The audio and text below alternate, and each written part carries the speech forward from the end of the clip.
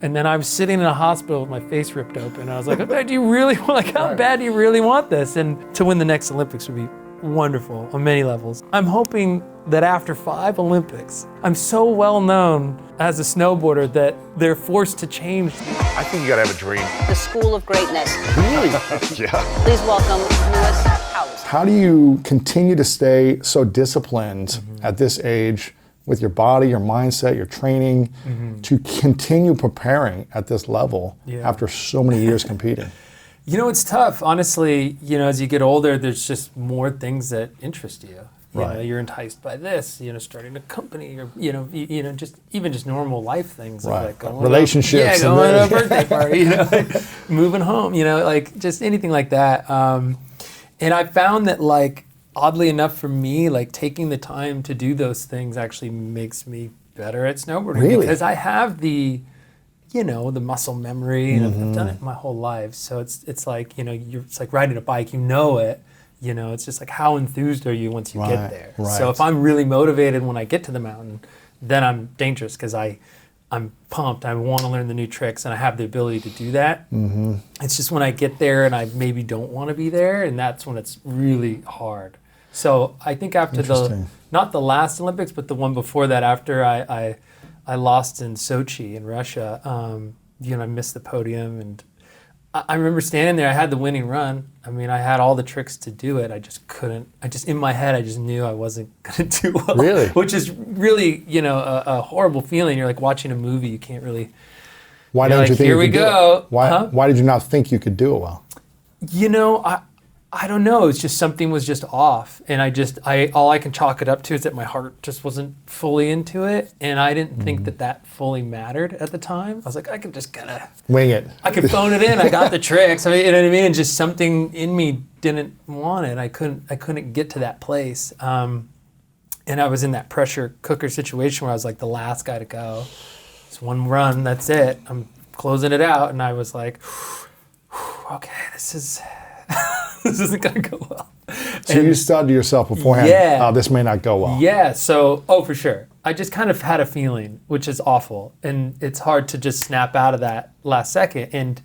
And so after that Olympics, everything I did after that was like, okay, well, it wasn't a physical thing that kept me from winning. It was a mental thing. Interesting. And so I'm like, what do I do now? Because it's easy to go, I wish it was physical. I'd go do some sit-ups. I'd go learn the new hard trick. I could do whatever. It was mental. It was like, okay, how do I make myself like or fall in love with this thing again? Like, how do you make yourself, you know, love somebody else even? Like, you know what I'm saying? In that same wheelhouse, it's like, it's not an easy thing to do. And so or you know, reignite that excitement. And so I literally did everything that had nothing to do with snowboarding. I was like, okay, like, I got to patch this relationship with my brother. Like, he'd worked for me. He stopped working for me.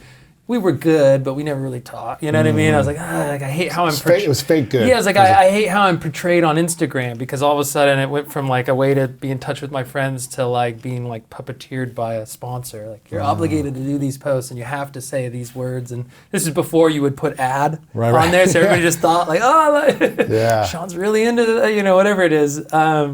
Just little, like all these little things. And as I started peeling them away, you know, like I just had like less and less, you know, burden on me, and I was just kind of like a happier guy in general. As you started addressing these things, the things that were in around, life, I was like, oh, what's going on with my relationship I'm in? What's going on here? You know, like, yeah, I would love to take a vacation. I would love to, you know, play music or do it, you know, other interests and passions and things, and in turn, so like even working out, like, I went to the gym because I knew that after I work out, I just feel better.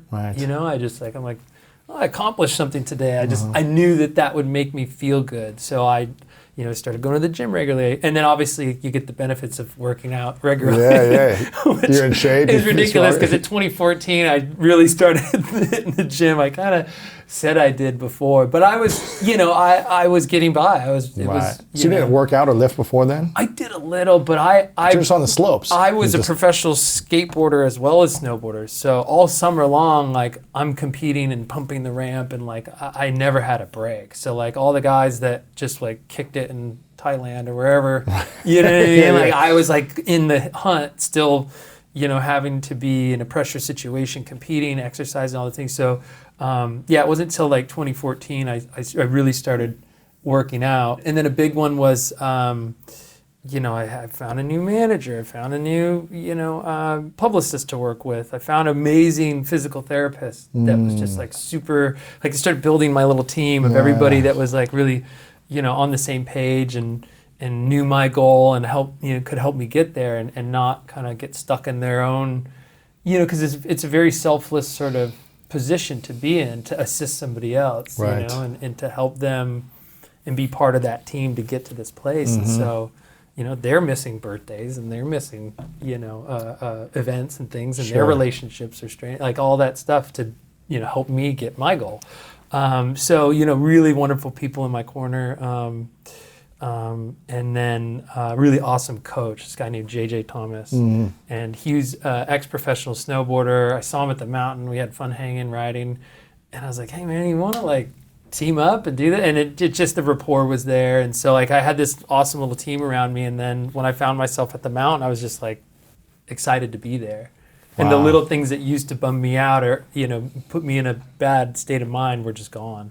Where do you think you would have been had you not addressed the maybe things in your life that you weren't fulfilled with yet or kind of finalized or resolved with relationships and without having the team to support you? Where do you think you'd be if you didn't do those two things? Well, gosh, I mean, I don't think, I think I probably would have just quit, I'm assuming. Really? Yeah, I mean, if why do something if it's not enjoyable in the end? And there's a level of fun and then there's a level of like fulfillment. Yes. So it's not that I'm just like there to have a good time. Like, sure, there's moments of like, oh, this is really fun. We're in Austria, we're in Switzerland, we're getting, we're eating schnitzel and doing whatever, sure, it's fun. But then like, the fulfillment comes when you like have a goal and you actually like, make strides to get to that place and achieve that goal or come close and then reformulate and come back at it and try it again, and you finally get to that place. It's fulfilling. And so that's something for me that like has always been there in the sport. And that's why competing and doing the Olympics and all these things, it's always been so fulfilling, is that there was that goal, there was that prize at the end. Absolutely. Something to be obtained. But yeah, I think, and I don't even know. I mean, it's hard to say, and there's so much what if, but I don't know. I could have easily cruised into a three-peat and maybe retired at that point. Sure. Like, all right, but I got to the Olympics. It didn't go my way. I was upset. I was frustrated. And I was like, wow, okay, well, this is probably here to teach me something. And I remember, it's so funny. I can see it clear as day. But I was at my home. I had a home in Malibu. And I was sitting on the bluff. It was like on the water. I was sitting on the bluff, like trying to feel really bad for myself. And you're like, I'm in Malibu on the ocean. So like, literally, I'm like tearing up, like, oh, you blew it, you're an idiot. You like, I could have done this, or why didn't I do that? And all these what ifs, and your brain can just do numbers on you. So I'm sitting there spiraling, and I look out, and this whale just like jumped in the air, and I was like, oh my God. You're right. Is that a whale?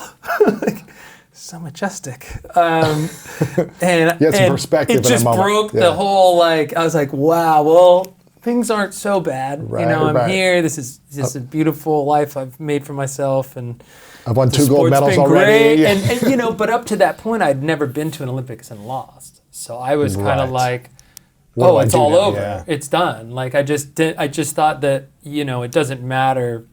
The other medals are, erased if this doesn't happen. Interesting. That's how you felt? Yeah, that's kind of how I operated for a while. Like I just like, because you have to stay in the hunt for the next big win. So I'd always like, oh, cool, the trophy.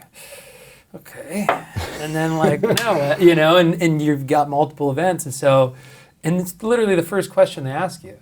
Are you going to the next Olympics? Right at the end. Really? Literally, you're like, you're trying to catch your breath. And they're like, so you go to the next one, and it's heavy. So I remember sitting there thinking like, okay, like I know how I feel inside, and there were things that didn't go my way, and I had my plan, which what does that mean at this point? And I remember thinking the thought of, okay, I'm going to make this the best thing that's ever happened to me. Losing. And that was... You mean the losing part? Yeah, losing. I was like, I'll make this the best thing that's ever happened to me. And that's when I started with that mindset of like, okay, well, if this was the best thing, then what is the outcome? Like, oh, well, you know, I wasn't doing the big media spree, so I have time to do this now. Like, I actually just spent time at my house. I was like, oh, I have time to reconnect with family or friends or what, you know, I have time. I was in a band for like a while, and you know the band went on tour because we had time to do that. That's like cool. Just a bunch of fun things, and so, yeah, and then that whole sort of like, well, if I'm gonna go again, what would be the perfect situation? And then I started filling in the pieces of like the puzzle of like, oh well, who would my coach be? And gosh, you know what? Instead of just calling random people to get massages wherever I'm at or physical therapy, like, what if we just locked in somebody that traveled with me? And You knew what you're going to get every what time. if that person's great and they know my body so well? And it's almost embarrassing to say that I hadn't had that for years. Wow. It's, you know, it's not something that's really taught as much. Nowadays it's more spoken about, but like... Now you hear LeBron saying he's spending, you know, $1 million a year on his body. Sure. And you don't really think about it. I remember hearing that, like, oh, that's cool. Or like, you know, and the sport of snowboarding, like, it was pretty lame to have a coach even for Really? like a long time. Yeah, you know, it's like... It wasn't cool or something? Yeah, like to have an agent or to have a coach or to, you know, care or to want It's to like win. it's like you're sold out or it's like something, high yeah. school. Yeah, it's like, you know, like, oh, he cares. That's lame. You know, so it all kind of happened later. And then once I built the team, I was like, how did I even... It's like you getting a pet or something. You're like, how did I don't remember my life before this. Like, how did I get this far? So yeah, having the team was amazing. And then I guess basically I was on my journey to that next Olympics, and I had my plan. I love my plans. And everything's going to plan. I was crushed. Everything's going great. I'm feeling strong. I'm motivated. I got my team. And I'm in New Zealand, and I'm like, heck it. I'm going to go for this trick that I've been trying. I've been procrastinating, putting it off. Like, let's just get it done. Today's the day. Throw the trick, clip the top of the pipe, fly to the bottom. The wall is 22 feet tall. So I clip the top, then I bounce. And the sun was, I forget what time it was. It was maybe midday. So the sun was here, meaning that like this wall's in the shade and this wall's sunny and soft. So it was the icy wall. I clipped the top, fly to the bottom, and I caught the edge of my board in the snow, and it put my face into the snow. And, you know, next thing you know, I'm like in a helicopter flying to the hospital. I'd like ripped my face open and 62 stitches, and I had like pulmonary lung contusion. It was just like a really bad crash. Yeah. And I was like, okay, well, this wasn't part of my plan. That was a couple months before the Olympics, this wasn't literally it? right before. I remember seeing and this. I was just like, okay, like, you know, is this a sign that I should stop? What is this? And I really had to sit with myself and think about it and go, okay, well, this is in my way for some reason. Like, what's to be learned from this? You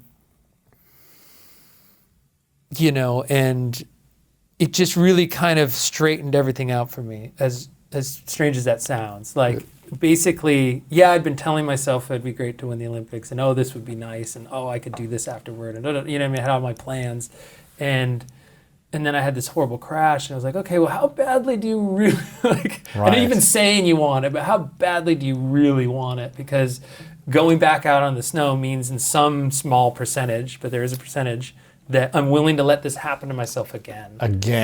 And it was horrible. My face is hanging open. I'm trying to eat, you know, yogurt or whatever I could. Dude.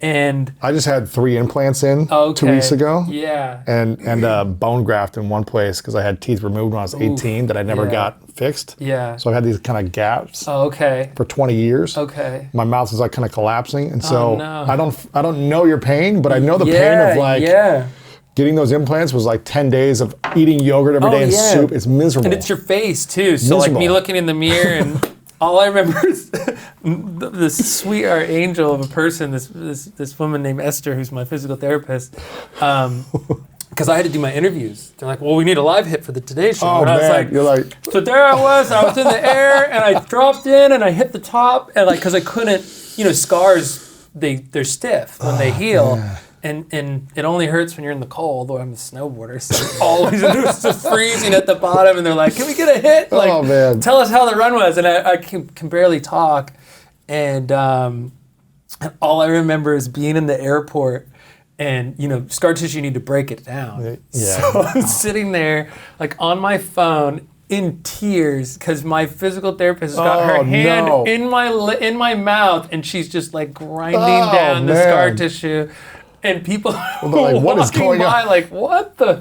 This is before COVID, so you could put your hand in in people's mouths, randomly. Dang, but Did you say 60 stitches? Yeah, like 62. I cut my forehead. Oh my gosh, man! And through my lip and nose, and I bit through my tongue. Did you have to do any dental surgery? No, thankfully. Gosh, man, the only thing that was like an issue was, they kind of let me out of the hospital, and then that whole night I felt like I was kind of drowning. I was like, what's going on? I thought maybe from the procedure it was the tube they put down, something, and I went back and they're like, let's just take a quick x-ray, and my lungs were just full of blood because of the impact. It had bruised them, and so they threw me straight back to the urgent care area, and I had to sit there with this little bucket and like get clear of the lungs. Really? Does that come out a tube that takes it out?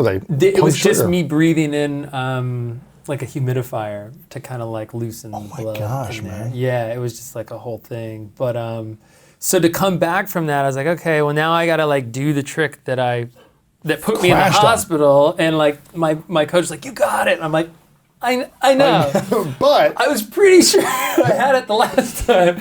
And so anyways, I had to like make this pact with myself. I was like, okay, I'm not going to do the trick until like I'm ready to do it and the conditions are perfect, because I try to force it. Yeah, it's not. Yeah. And so I waited, and then man, like acts of God happened. It was like, show up to the event, and like the pipe's not built for the first 2 days because it was a really bad winter, so it was pretty dry. And like they're like, oh, there's only 1 day of practice. Like literally, like all these weird things. Like I show up for this practice session, and then the machine that builds the half pipes broke. Oh, man. Or I flew to Canada, and then like a giant storm blew in, and then I was like, okay, well we got to go back to Mammoth Mountains. I go fly to Mammoth Mountain. I got there, and I got really ill.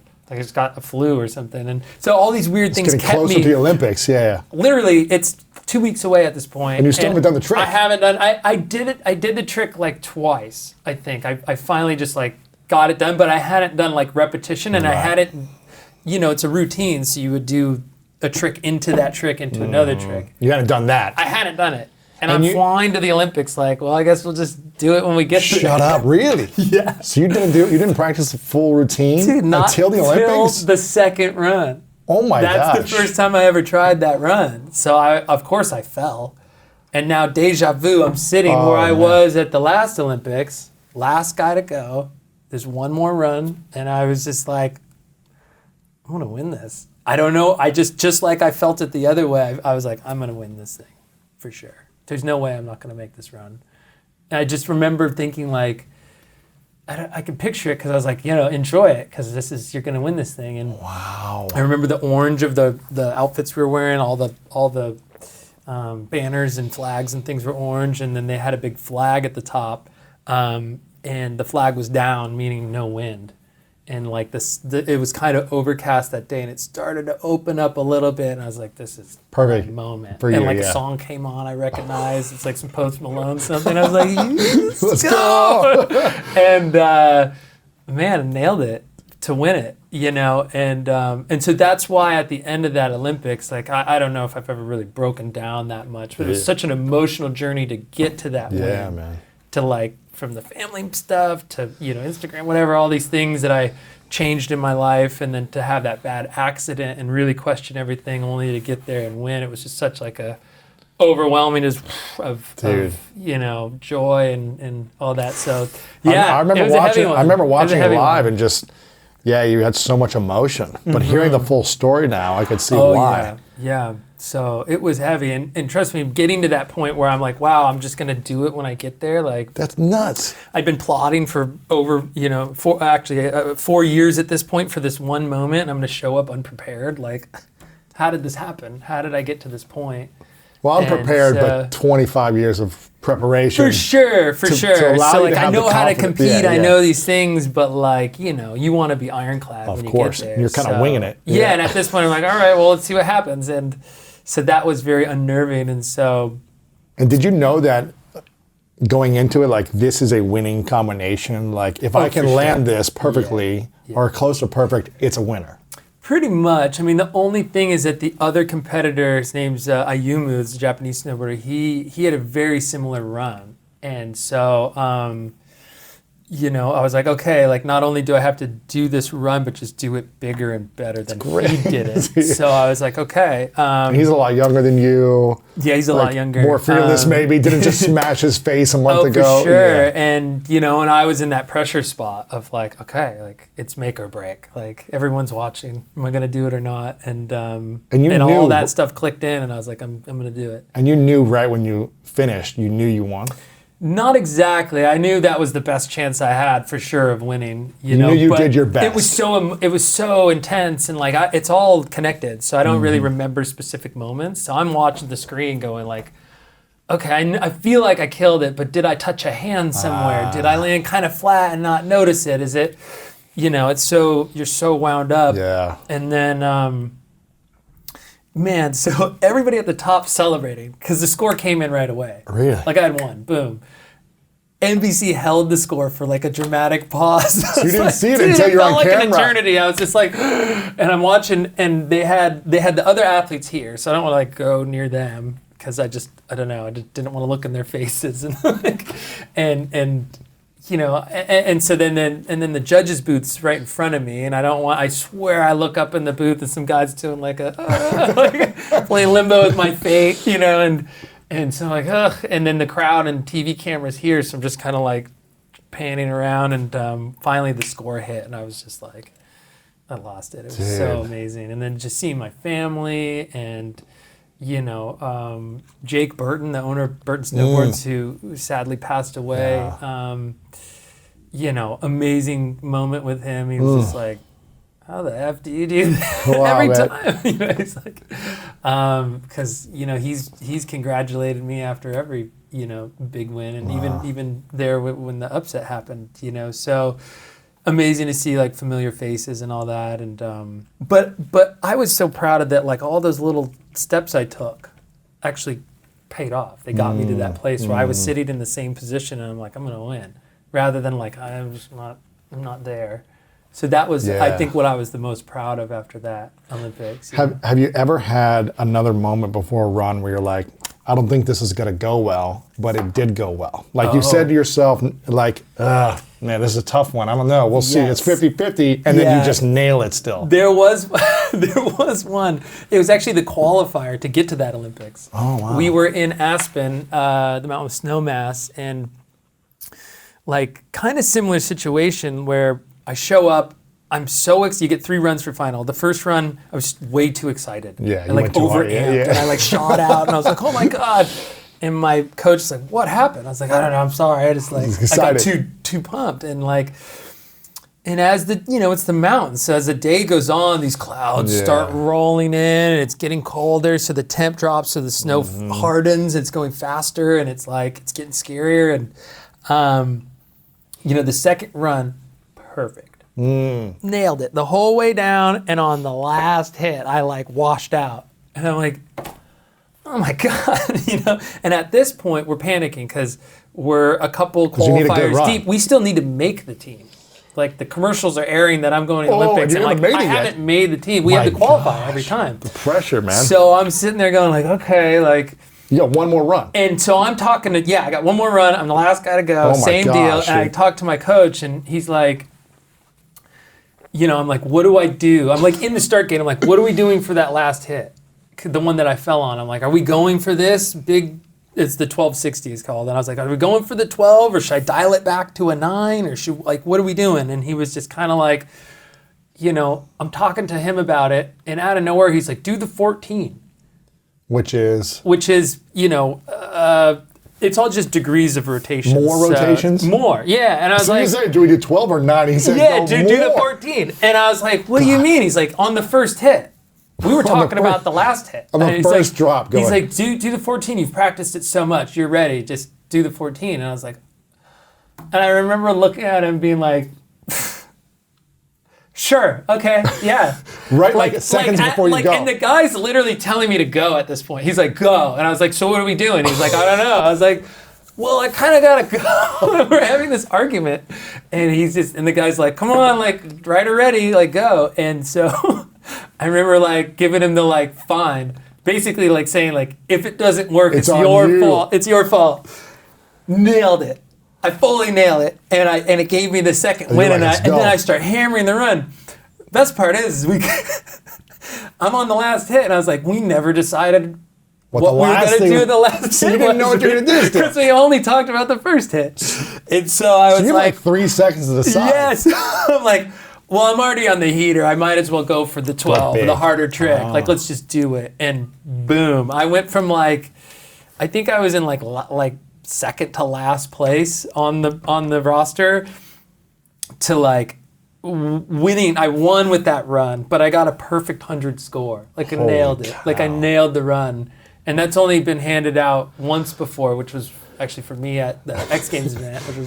So this is, but it meant a lot to me because that X Games judging and the actual Olympic judging is a little bit different. Yeah. So it was like, oh, wow, it felt even more official, maybe. Yeah, I shouldn't say that. It was just as amazing either way. Right. But like went from dead last to like, winning the competition, perfect 100 score, making the Olympic team, all in like a couple seconds there. And 20 seconds before, you didn't know what you were going to do. I didn't know the run. Yeah, I didn't know what we were going to do. So. But did you go into it when you dropped? Were you like, I'm screwed in your mind, or were you like, I got this. I'll figure it out. I think a part of me was like, who cares? Because it's on him. And I'm a firm believer in. You ever played ping pong? I love and ping like pong. all of a sudden you're up 10 points or something, and you go, oh, I'm up 10 points. I should really focus now. And then you just mess start it up. blowing it. Yeah. So it's your loose. head. You Yeah. So loose. like that bit of not caring probably allowed me to go crush that run because I was in a state of like, well, heck with it. Like I'm gonna just go for it. You were loose. And then as I started nailing the tricks, that's when things like the tunnel vision happened, and I was like, oh, I'm actually killing it. Like stay focused. Yeah. And I got like a second wind in the middle of my run, and that's when I threw. Because at this point, like it's dragged on. Like I said, the clouds had moved in. I'm tired. I'm exhausted. End of the day. So when he's like telling me to do the 14, I'm already like, I'm ready for bed. I told him like, let's just wrap it. We'll go to the next event and try to win that thing. But anyways, so that was like an amazing situation where like I was pretty convinced I wasn't going to do well and somehow pulled it out. Nailed it. There's been a couple of those. There was one. There's one where I actually set the record for the highest air out of the half pipe. And the best part of the story is that the morning of, I think I was fighting a cold, and so like if you work out or you do something strenuous, like your body's fighting the cold, not repairing the muscles. So I woke up and I could barely walk. I was so tired. And I call my coach, different coach at this point. He comes over and shows up with giant bags of ice. And like we fill the bathtubs, hot water and cold water. And I just start going back and forth. I'm like, okay, I got maybe like 4 runs in me max. So let's do like a pretty simple warm-up run and then just try to do it in the contest and get it done. And this is your Michael Jordan moment. Yeah, this is your flu game. I drop in, I can't stop. My leg is so tired and so worn that if I can't use it to break, like there's not, like it would have folded on me. And so I went so big because I couldn't stop. I like shot out the top of the pipe. Gosh. Huge air. I forget the height. At that point, I think like 23 feet was probably the biggest air ever And this done. is a 20-foot... 22-foot pipe, so I'm out about 40 20-something feet above that. On top of that. Yeah. How about you're looking down at the ground 45 feet down? Yeah. Well, because I'm landing higher than the 22, but still, you're up there. Yeah. If you look at other... Yeah, For sure. but that's scary, man. Yeah, so the idea is to be in this side of the pipe, catch the wall. And so I'm flying and I'm thinking like, wow, I've never really gone this big. If I could just finish this run, I'm gonna win. And I somehow pulled it together, and nailed it. That's terrifying, man. Yeah, I may have like even like bowed out on my last run Because you're just because I couldn't do it. Yeah. Yeah, I was too tired. I'm curious about, I mean, you've Yeah. rarely lost a competition, right? It's like, it's a rare day for you if you lose or get second or whatever. Have you learned how to put your self-worth not on winning or losing, but just to put it on who you are as a human being? Or have you struggled in the past with, man, I suck today and I'm no good as a person as well? Like, how do you wrap your self-worth around your competition and separate it from just who you are as a human? No, it's a great question because, like, I would say I'm so much cooler with losing now than I ever was before. Yeah. I mean, it would just tear me apart. And it's so weird because I probably had won 10 competitions straight going into this one and got second by a 1.5 or something, and I was just devastated. Like, how did this happen? And why? Like, and you know, that kind of self-worth being derived from those situations is difficult. You know, it drives you to be better, but it's unsustainable. You know, if your happiness is just hanging in the balance of Winning, yeah, and it's a judged event. It's like, you know, it's opinions of who did better, and so yeah, I mean, How do you manage that now then? I wish I could say I had a good grasp on it when I was younger. I mean, something about I guess nowadays it's twofold. I mean, not to pat myself on the back, but I've won a lot of events, so I don't feel as much I have to prove as much of, you know, of my, you know, hey, like, I'm the best, or I've been the, you know, like, I don't feel like I have to prove as much.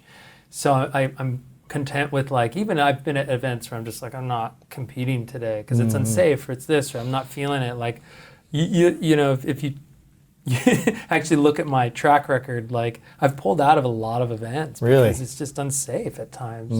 I look at it as a marathon. It's not a sprint. It doesn't matter. That's cool, but yeah, it'll go by and it'll be there next year, and maybe the conditions will be better and more favorable, and I'll be healthy and ready to do it. So I like to think of my career as that long game, and so nowadays it helps knowing that, like, okay, well, I'm going to lose this event. I know it's not going to go well, but I know that this is the goal. So it's not the one event. It's it's not this event. It's that one. So, like, qualifying for that last Olympics, like, I showed up at the first event knowing I was going to lose, and I was like, oh, this would be great. I'm going to show face, see what everyone's doing, and I'll get a clear picture of, like, okay, here's where the level's at. And here's where I need to be, or where am I at? And I didn't show my cards. Smart. So I was like, okay, we'll see what happens, and, you know, play it. And so there's strategy too involved, and, you know, and it changes over the time. I mean, I used to just I had to win everything, and, like, and if you kind of challenged what I was doing, then I would run off and do whatever else. But now you're okay with losing an event that's not as important as the main events. Like, but did I hit my markers? Did I get my points toward making the team? Did I, you know, did I save my body? Did I, you know what I mean? And so even like we kind of mentioned in the waiting room, it's like after the Olympics, I take a season off. So if you extrapolate that over the years, I've, you know, almost 5 Olympics now, you know, so that means 4 years I've taken off. That's 4 years that I've been able to kind of, like, let the body rest and my head rest and all these things. And so it definitely stretched my career out. Yes. You know, and I hate to admit I'm the oldest competitor, but yeah, at this point it's really funny because I remember dropping in and being the youngest competitor. Isn't that funny? They're like, I'm the oldest competitor dropping in. I'm like, oh. You still feel like the young guy or no? I still feel like, you know, I mean, I don't feel like the young guy, but I feel like it could be my game. You know, it's my competition to win or lose. Still. Yeah. I still feel that way. You know, where I don't know. I think if I was, like, clinging on to, like, 10th, 11th, you know, my family would be like, let's get out of here. It's time. For sure. Or, you know, it would naturally, there'd be a tell at some point. Yeah. But yeah, so nowadays I just kind of manage it that way. And then honestly, I did, like, a bunch of just kind of, like, I don't know what you call it. I guess work on myself, or just kind of, I went to a lot of. What did that look like? Was that therapy? Was that workshops? It was all of the above. I was talking to therapists, and then I was, reading some really, eye-opening books, and then which books impacted you? one was called A New Earth. It was Eckhart Tolle. Yeah, he's great. Yeah, it's worded pretty. It's very. I don't know what you'd say. It's spiritual. Exactly. It's intense, but if you really take the time to read and remember, I have to like reread pages, I'm like, wait, what are they saying? So that was an amazing book that really opened my eyes up to a lot of different things and the way my brain works and the thought process and how I've been kind of like assessing the situation and the events that happen, they happen. It's how I interpret them is what's like driving me and fueling me, and if it's something I interpret to be a bad thing, then I'm gonna act, and these emotions will stir from that. And so it really made me understand that. And then another book I read was called Loving What Is, Byron Katie. She's great. We had her on the show. She's awesome. Man, I swear I saw her somewhere. I got all fangirl. I was like, oh she's amazing, man. So she came on here and she pretty much did like live therapy with me. I was wow. like, this is incredible. Yeah. So you read those two books. Those really impacted Yeah, those were really heavy. There's a couple others, but those were the main ones. And then I honestly got a phone call from Tony Robbins to come down to his house and do like a speaking engagement. He does like paid speaking the platinum partner things. Totally. It was like, and I do those sometimes, which was cool. And he called me up and I go down there and... In Florida, right? Yeah, it was at his home. I've been down And the panel was myself, Michael Phelps, and Conor McGregor. Tom Brady. Oh, Tom. Yeah. I think that was the next year's one. I was like, oh, this is cool. I went first, and then I'm listening to Michael speak, and I was like, wow.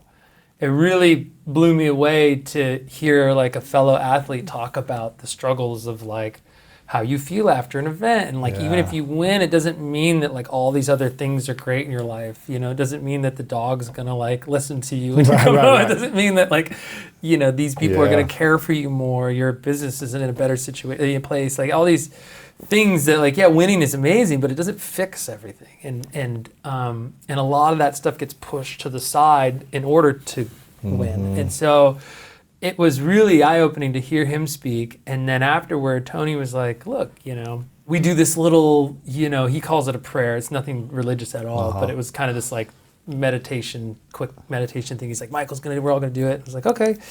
And it's basically the concept of like stacking, you go through the day and you kind of like, whatever, the sofa I ordered is back ordered now. I thought it was going to be here this week. It's not, it's going to be next month. They're like, so let's stack that. And then like, I got the phone call from so-and-so that the event got canceled because of COVID, great. And then you start stacking these things. And so it's just a simple process. His prayer is a, which I understand later, but it was the idea of like, hey, let's go and just take a minute to stack all these really great things that happened, because you don't really take the time to do that. Not to focus on all the negative things. Totally, or like just take a moment to be like, oh man, like, hey, when did something like really just work out? Like you said, that run in Aspen, like it just worked out. I was thinking, it's probably not going to be my day, and boom, it hit. It just worked out, and like, hey, let's like, what an amazing win where something just kind of went my way, and like, let's take something that I really worked hard for and that actually happened. And like, what by chance, like a person you met that became a lifelong friend, or, just these things. I remember leaving feeling like I was so pumped up, and I just really, at the time needed something like that. Anyway, so I leave, and, that feeling kind of fades a little, obviously. And a couple months go by. And randomly he called me. Tony. Yeah, he's like, we're doing an event. And I was driving, and I when you click your phone, it comes through the car speakers. Yeah, it's that loud. Huge voice of his was like, we're doing an event. Come out, cause it's an invitation, not an expectation. Just whatever you want, send a family member, whatever. And so I was like, you know what, I'm let's do it. And so I remember just like, I was like, I'm gonna go solo. My first instinct was to send family members that I cared about. I was like, maybe I'll send my dad or my mom or my sister, somebody close to me that like would benefit from this. And then And I remember hearing him on the phone. They're like, it's kind of like the planes crashing. Do you take the mask and put it on someone else? No, you got to save yourself so you can save the others or whatever. And you know, and then I was like, I'm just going to go and I'm going to go alone. I went solo. Wow. And just kind of Was this UPW or Day with Destiny? This was UPW. It's powerful, man. So you were walking on fire and stuff? Yeah, it was the whole thing. Yeah, it's cool. It's crazy, isn't it? Yeah, so it's you amazing. went. I've been there. Yeah, okay, yeah, I've done it. So it's just amazing. It was just awesome, Yeah. and it really got me thinking differently. And I remember thinking like, wow, if I felt pretty great after, it was just like my thought process of why I should work out. I was like, well, I feel better after. Well, why not? We'll go to something like this. And so I did the event. It was crazy, eye-opening, really amazing. And then after that, I went to a financial seminar he had up in Canada as like a thank you. I was like, hey, why don't I come like snowboard with your guests? And Wow, then, that's cool. And I'll take the course. Yeah. So did that, and then you know, had some other interactions with him, and then ended up doing the Date with Destiny in Florida. So I haven't done that one yet. After, you know, multiple hits of this, you know, it starts to sink in, and that was really awesome because it's something about like, it's nice if somebody, you know, they can tell you, hey, feel better about this or do that, you know, but it's such a different thing when you come up with the idea yourself. Yeah. And it's you know, you're like that aha moment of like, oh wow, I've been doing this and now I realize this is a better way. And not only that, but like here are the tools to help you. So like with these books, like the first book, The New Earth, like got me thinking differently. But the Loving What Is kind of took that same kind of thought process and made it like applicable to my life. So I could go through my life and I like anytime something arises now, it triggers and I go, oh, they do this thing where they, Katie does I'm sure you spoke with her, but you kind of break it down and you kind of question, you have these like four main questions and you're just like, okay, like how do I really feel about this? Like, you start going through the questions and at the end it just takes all the life out of it. You know, it takes all that meaning and that sort of, you know, emotion that's drawn from the meaning that you're giving this thing. You're giving it all this life, and it's not. It's nothing. Do you remember the four questions? I can't remember them fully. They're like, is it true? Yeah. And then the How do you second know it's one, true or something? The second one Is it really true? Is it really true? So the first one's, is it true, Yeah. right? The second one is it really true? And then pretty much every time the answer's no. And then it's like, how do you feel or how do you react when you hear that or believe that lie? Yeah. Yeah. And then the fourth part is you turn it around, which is a little confusing to me, but it's like you kind of start saying it differently. Like, you know. Perceiving it differently. Yeah, just by saying it differently, though, it's like, oh, this person did this. Right. Well, I did this, you know. Right. Or my thinking of this was wrong. Or this. And just you kind of saying it goes, oh, yeah, okay. But it's a really powerful thing because it really stops you in your tracks. And now when something arises where it's not that I walk on sunshine every day, but when problems do arise and like, you know, I'm like getting flack from the guy on Airbnb, whatever, like whoever, I'm like about to write this crazy text. And I'm like, whoa, is this true? Is he really upset? You know, and you kind of like, when something really upsets you, those are the signs that something's off. What do you think? Which is really cool. What do you think? What's your biggest trigger in your life, or what has been your biggest trigger in the past that you've had to learn how to process better? Well, that's the whole part of it, is that the triggers are something basically that you're seeing it through a lens of your past. Right.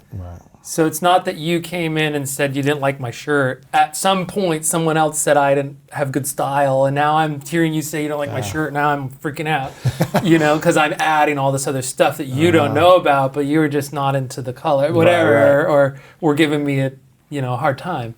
You know what was amazing is that everything really boils down to these like, I'm butchering this, but there's I hope Tony's not listening, but they boil down to these simple things of like, I'm not enough. Or you know, that I'm not enough, or this isn't good enough, or, you know, I won't be loved, you know. And as simple as it is like, okay, well, you know, like losing a contest, you know, well, why? What's the meaning behind it? Like, oh, well, I wanted to win to show that I'm great.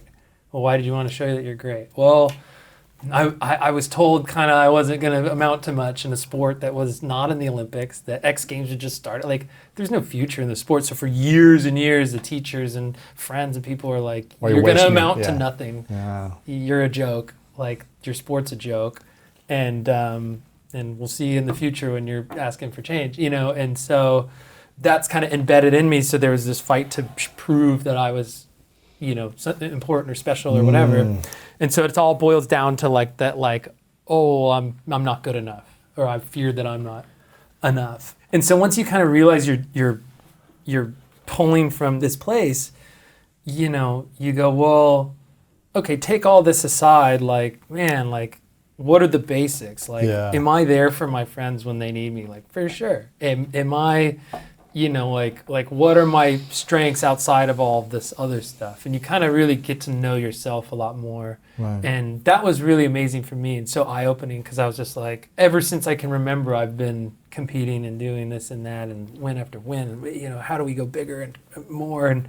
And you know, I never really took the time to just go, oh, wow, like, hey, I tend to, like, do well at a dinner. Like, I make people laugh. I'm good. Right. You send me in, I'm good. You're good. You know, like, that's a great quality to have, to be able to, like, be social and to, you know, to you know, strike a chord with people and easily start conversation, make people laugh. And, like, that's a great quality to have. And and the simplest fact of, like, oh, like, okay, if I knew someone like that, I would like just to have them around just for that basic fact that they're enjoyable to be with. Yeah. You know what I mean? Just the simplest things. And then once you have that kind of foundation of understanding of, like, gosh, well, I'm getting that sort of I am enough and I will be loved and all these things from all this, then everything else is just like, oh, well, and if I win the event, That's great, like, right? yeah. You know, I know, you know, so, but that's what's so weird is I was worried that it wouldn't, like, keep me motivated, but I'm still driven.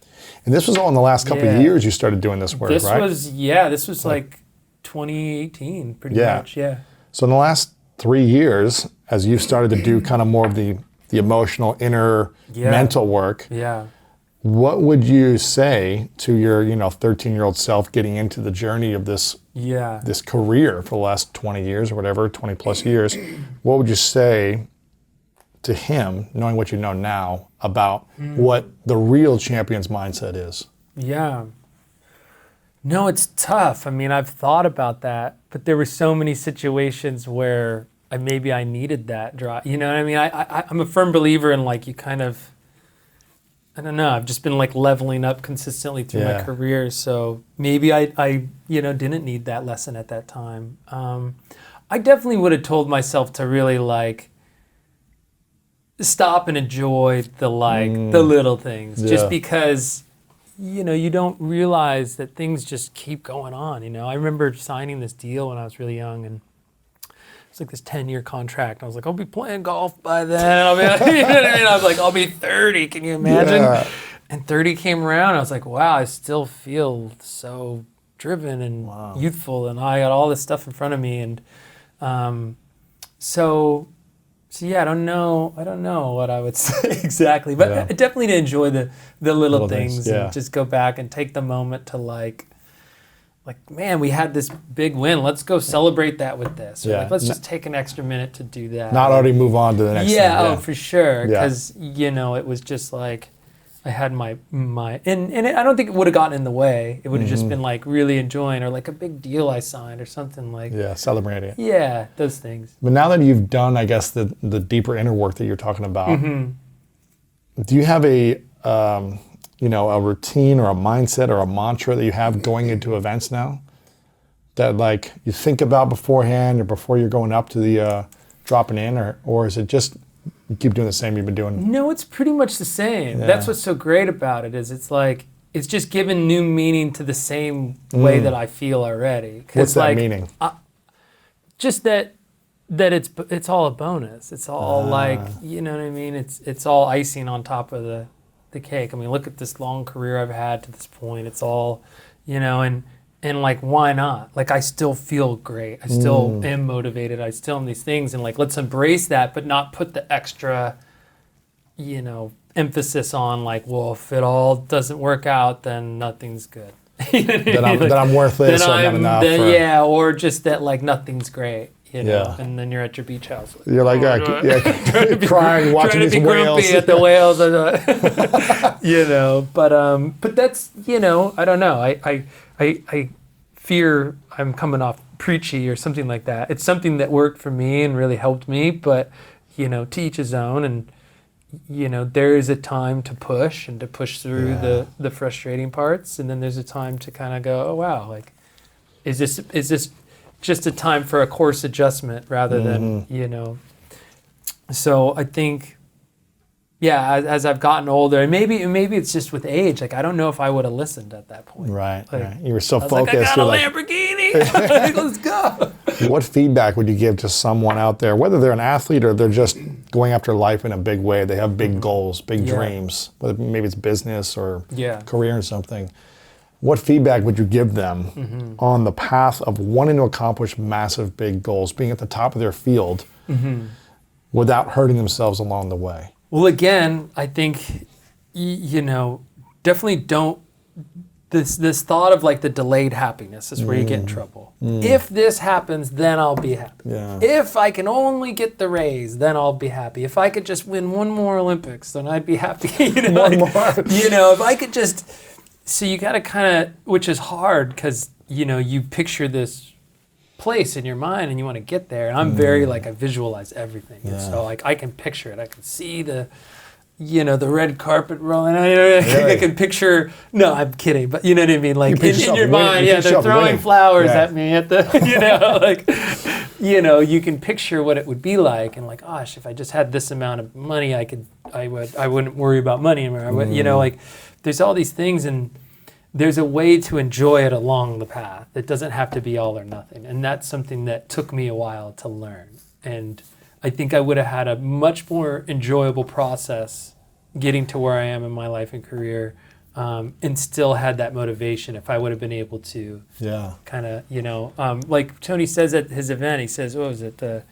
You know, success without fulfillment is the greatest failure. Yeah. It's true. And it's so funny because you meet people and you'll have very famous people at that event and they stand up and they're like, oh, I won my Oscar. And I was like, well, I better win another one. And then I made this much money and I was like, well, I better double it. And I just kind of sat there with my doubled money and my thing and went, well, what's next? You know, and it's, you have to find the enjoyment. Otherwise you get to that place where you get the, you know, you finally get that goal, and it's not in many ways it is what you'd hoped, but it's not exactly what you pictured. And so, and that's hard, you know, to get to that point, and it's frustrating because you put so much emphasis on this moment being this way, and if it doesn't work out exactly and picture exactly how it's going to go, you know, you're left kind of hanging. Right. So it's getting rid of that, and then I'm just a huge believer in kind of like the little steps as well. It's like, what little thing can I do that my competitors are probably not doing that might help me? Like what? I don't know. Just I remember winning the event, and it just dawned on me that all my competitors would probably. This is when I kind of went to the gym.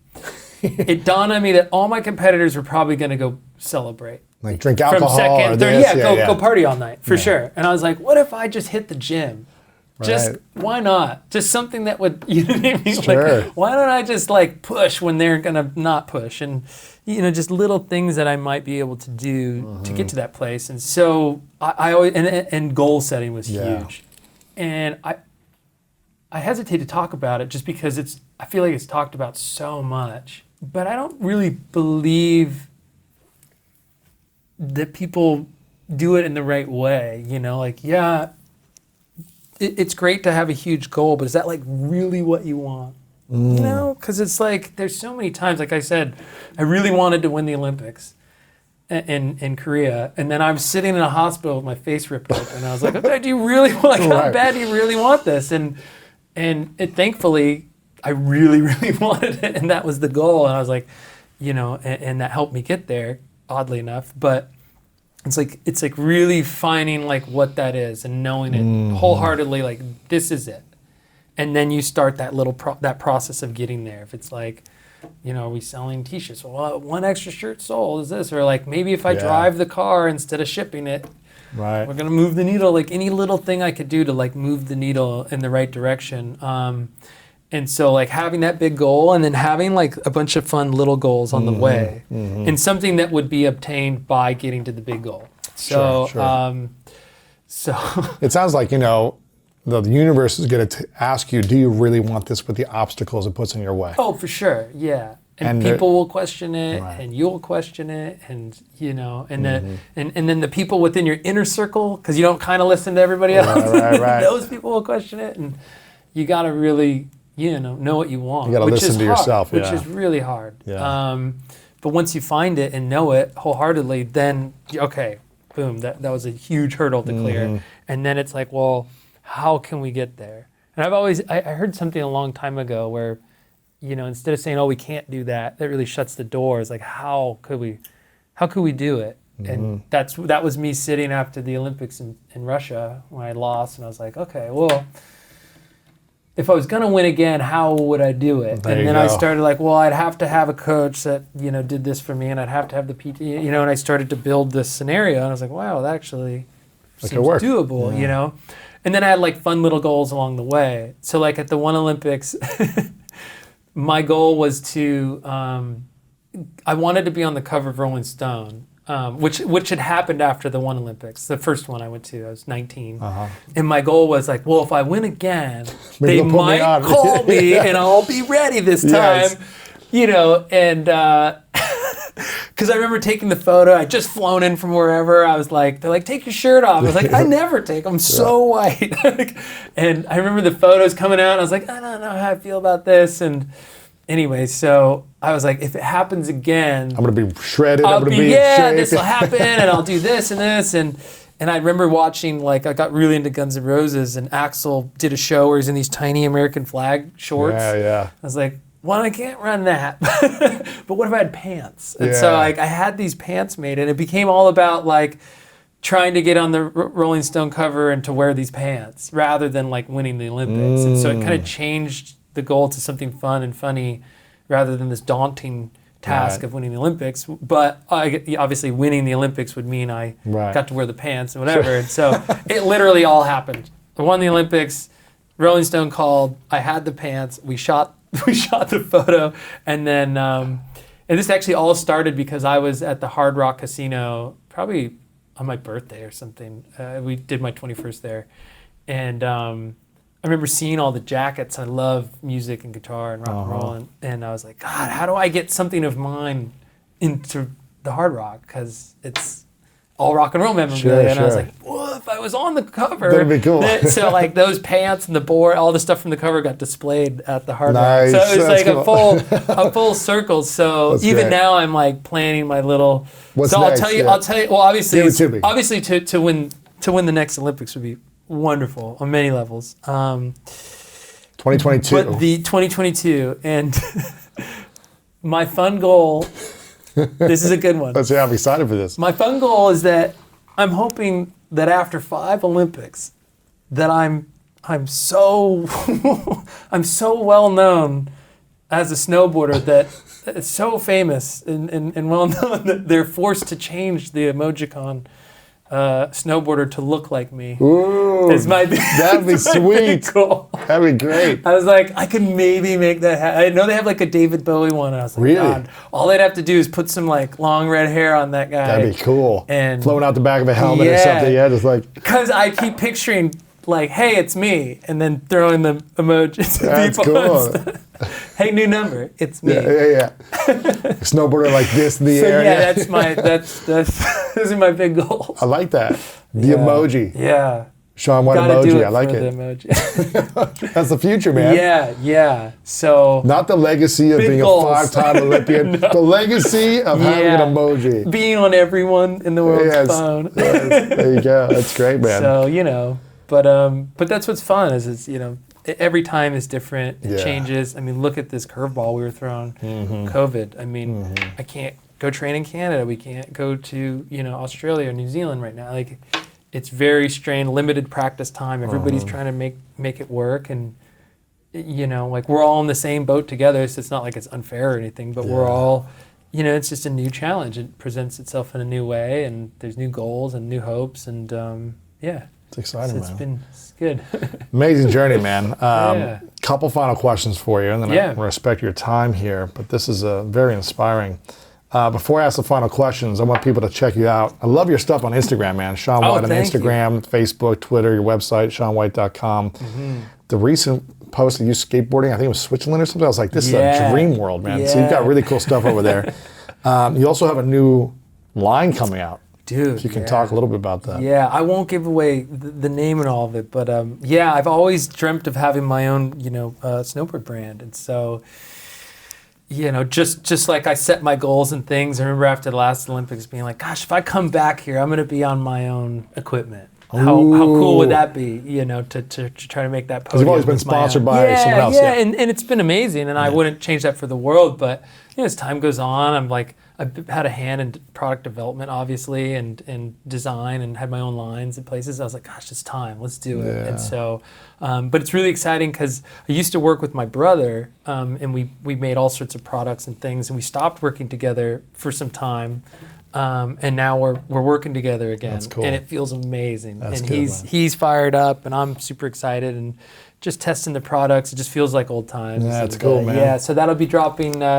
The soft goods of it all will be, unfortunately, next season because of the timelines. But the hard goods will be dropping this next winter. Before the Olympics? Next year, right before. Wow. Right before, yeah. So we can follow you on your socials, ShaunWhite.com. Do you have a newsletter there too, or somewhere to opt in? If we don't, I'm going to go get add it there. Yes, yeah. But in the meantime, if they just follow you on any of these accounts, they'll be up to date on all that stuff. Right on. So make sure to follow Shaun and support him. I'll be getting some stuff. I haven't snowboarded in like 3 years, so I'll get some gear and then I'll start getting back on it. Yeah, for sure. You might need a big board though. I'm a big board. Yeah, I'm a big dude. I remember I kind of an accident like maybe 7 years ago. 7 years ago, I went to Whistler for the first time. Yeah. And it's just a bigger mountain. It's a big mountain. It's like, dude, I went down just like a normal whatever, but it was just like so much wind and I was just like, I have to stop 3 times just to get to the bottom because my legs are like so long. burning. Yeah, so long. It's a big place. And I hit like my edge on one and like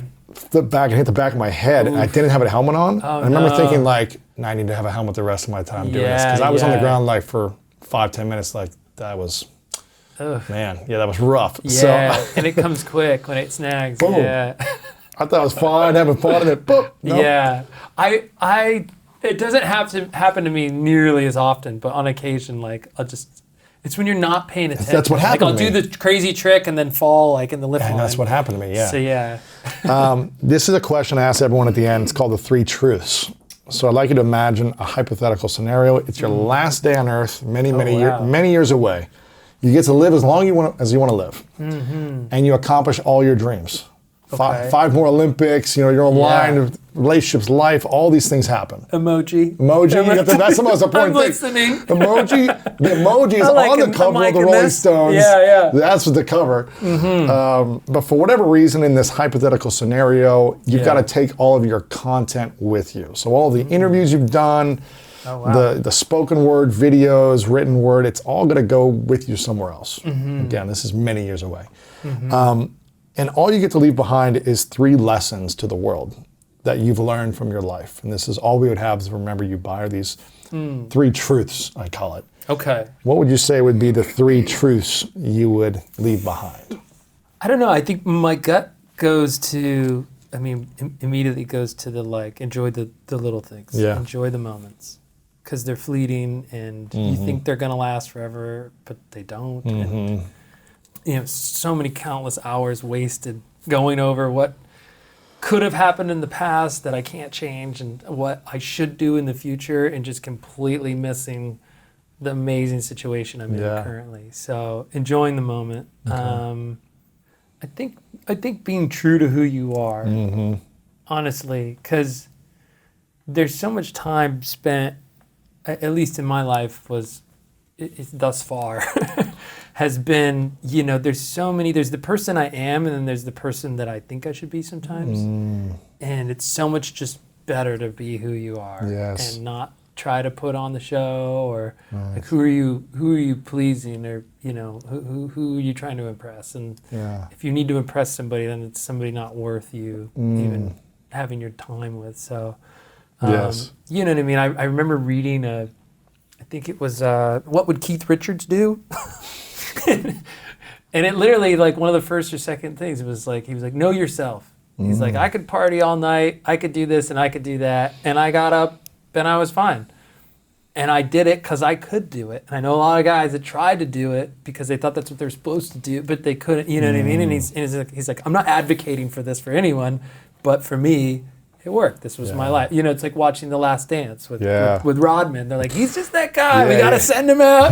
He gets a little crazy. He comes back, but he's our crazy. You know, and so know who you are and be true to that, and don't be swayed. I mean, those are the things that kind of hold for me. And the third? You know, through thick and thin, through it all, like, you know, when I've had crazy wins or I've had, you know, a breakup or, you know what I mean? Like, my family's always been there, and like, I can only hope that I'm that for, you know, my family or my, you know, in the future. It's such a, I mean, I didn't drive myself to the mountains. My parents got up every morning and drove me. Like, God, that's so awesome. You know what I mean? And what an amazing thing to have in common with your family when you're growing up. You know, because so many families grow apart. That was something we had together. But like, just the selflessness they had for me and my siblings, you know, growing up, it didn't matter if it was me and snowboarding and my sister wanted to play soccer. We're out selling candy bars, trying to get on the team and like get the new uniform. Like, it didn't matter whether it was what I wanted or, you know, we kind of gave 100% for each member of the family. And snowboarding just happened to be the thing to take off. But you know, nothing can really replace that. And I think at times I remember thinking, like, I loved obviously the family unit I had, and it got strained a bit as obviously like the growing pains of like becoming more successful and having to travel and having to, you know, the obligations and the media and the things. And it's like, and you go, oh, well, this is my life and this is my world, and you kind of get sucked up into it. And I remember at some point thinking that the family wasn't as important, but it truly is, because when all that goes or whatever happened, you know, like they're there for you. And what we talked about earlier, in the basic, simplest of ways, that like they like you. right. For who you are. They don't need, you know, like, oh, cool, you won the, that's great. But so we're going to go see Spider-Man, or we're going to, you know, like whatever. They care on that deeper level. And, you know, at least I can only speak for my family. It's been that amazing. That's cool, man. Support group for me. So, yeah. That's great, man. I love these truths. I hope I won that. Those are good, man. Those are good. I've got my final question. Before I ask you, I just want to acknowledge you, Shaun, for the way you've shown up for the last couple decades of inspiring so many of us. You know, you constantly show up and dedicated to your mastery of your craft. And you go big. You know, you go big, you're relentless. Even when you crash, getting back up, you're just a symbol of inspiration to so many people. Thank you. And I love your commitment to your craft, and you have fun with it. And I also really acknowledge you for the last couple of years, like doing the inner work. I think it's really hard to look within ourselves and see, hey, something's off, and to do that work. It's been a journey I've been on for a while as well. And to be talking about it as a, you know, a global athlete icon like you and Phelps, to be really talking about these things is really helping a lot of men, especially, who are maybe struggling in their inner world. So I really acknowledge you for opening up. And everybody's got their thing, and that's what I didn't realize. You know, you look at Instagram and people, and you go, "Oh, that guy's got it together." Right. And like, no, he doesn't. He's got a crazy uncle. He's got it. You know what I mean? Like, everybody's got something, and for sure, to know you're not alone in that. But I appreciate it. Thank you, man. Thank It's you. inspiring. It's been a learning journey. For sure. And it's still going, and I think that's the exciting part. Is I feel like I still have so much more ahead of me, you know, beyond competing, beyond everything. And right. I'm just like, I'm so excited for what's next. That's great, man. Yeah. Final question, what's your definition of greatness? Ooh, I thought I was done with the three. I was like, I killed it. No, wait. Definition of greatness. Gosh, I mean, if you spoke to me like a couple years ago, I had a different answer. But I think now is I mean, something I've always carried with me was being just, I don't know, being different, I guess. I don't know how to describe it. It's like when you looked at athletes throughout history and, you know, it was like, oh, Mike Tyson would show up and he wouldn't just win. He would win in a certain fashion. Yeah. He would win in a certain way. And he would deliver when he had to. And he wore the black trunks and he showed up. Or like, you know, Muhammad Ali had the mouth and the word, you know, he had so much charisma and all these things and, you know, something that defined who they were. And it's kind of like, I don't know, I've always thought, I look at everything, a lot of things in form of music. So like the greatest accomplishment usually for a musician is, obviously to win an award or Grammy or something like that, but it's to find your sound. Like, what's your sound? Yes. And for me, like, I just kind of like, I feel like I naturally fell into it. Like I looked different I had red hair, so I kind of like leaned into it. I got huge red hair, and then and I would show up in a certain manner and certain things. So I don't know. I feel like, you know, greatness can be taken in so many ways, but I really feel like it's like seeing the same instrument but playing it your way. Like, you know, taking a sport and doing it just different. Yeah. You know what I mean? It's like it's the same thing, but he just did it a little different than everyone else. And I think that's what I strive toward even till this day. It's not so much about like, what trick am I going to do? It's like, what am I going to wear? What am I going to listen to? How is the run going to go down? What would I say? Where's the, you know, there's so much that wraps around it other than just like showing up, doing the tricks and trying to win. Yeah. So I really try to like match all of that, but finding your sound. Yeah, finding my sound. So I think that's greatness in any way, whether it's sports or it's music or you just finding your own path. I think it comes in many forms. It doesn't have to be in the form of a gold statue or something. Sure. It doesn't need to be a trophy of any sort. So, right. Yeah. Love it, man. Shaun, right thanks, on. man. Appreciate you. Thank you. Thanks, Appreciate man. it. One of my greatest strengths, I think, I don't know if anybody else thinks, is the even keelness of me, right? Like my personality and everything. I kind of stay real even keeled. Not too high, not too low. Not too high, not too low. And that was one message that Coach spoke. Even though it seemed like that message followed me. My high school coach would say it in his own